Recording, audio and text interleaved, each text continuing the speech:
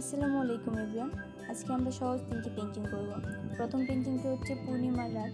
তার জন্য এখানে আমি রাতের আকাশটা তৈরি করে নেব। তার জন্য এখানে কালো, নীল এবং সাদা রং দিয়ে আমি আকাশটা তৈরি করে নিচ্ছি।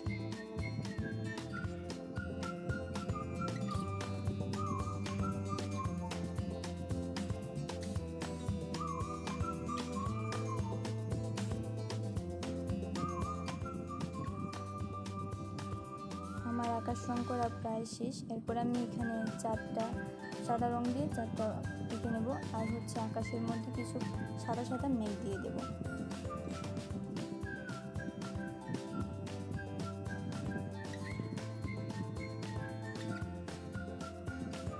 এখানে আমি সাদা রং দিয়ে রাতের জ্যোৎস্নার যে চাঁদের জ্যোৎস্নাটা তৈরি করে নিলাম। তারপর এখানে কালো রং দিয়ে আমি গাছের কিছু পাতা এঁকে দেবো আর কি। কালোর উপরে সবুজ এবং হলুদ দিয়ে হাইলাইট করে নেব। তারপর এখানে আমি লালের সাথে সাদা মিশিয়ে গোলাপি কালার তৈরি করেছি এবং সেটা দিয়ে বাগান বিলাস ফুল এঁকে নিচ্ছি। এই তো প্রায় আমার প্রথম পেন্টিংটি শেষ। এবার শুধু চাঁদের বুকে যে দাগগুলো থাকে এগুলো দিয়ে দেবো।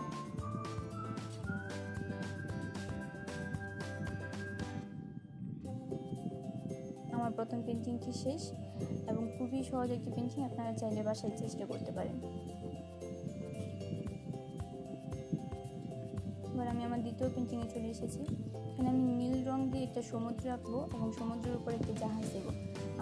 আমার যে ক্যানভাসটা আছে ওইটাতে একটু সমস্যা, রং কী যেন একটু লেগে গেছিলো, ওটা আমি নীল রং দিয়ে হাইড করে দেবো।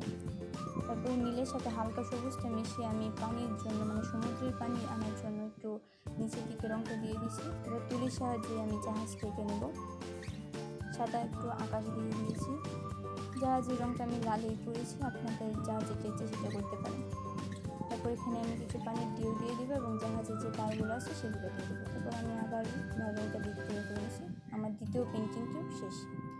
এখন আমি আমার তৃতীয় পেন্টিংটি শুরু করব।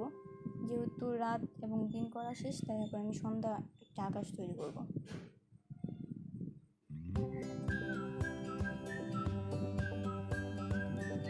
আকাশ তৈরি করা শেষ। এখানে কিছু গাছ দিয়ে দেব, বা তাল গাছ কালো রঙের মধ্যে